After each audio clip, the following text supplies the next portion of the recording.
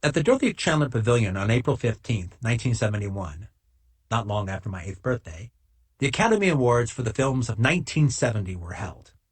The five films up for Best Picture were Patton, MASH, Five Easy Pieces, Airport, and Love Story.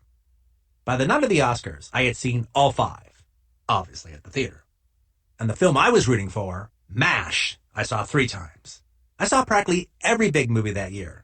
To illustrate how these movies were molding my taste, in 1968, my favorite movie was The Love Bug.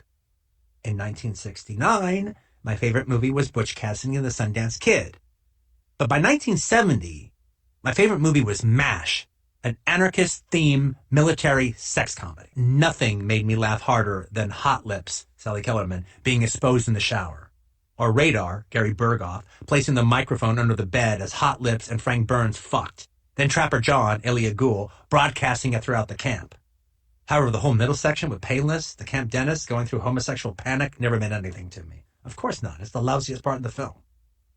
Again, while I really enjoyed MASH, part of the delight I had watching it was sitting in a cinema full of adults laughing hysterically, all getting off on their own naughtiness.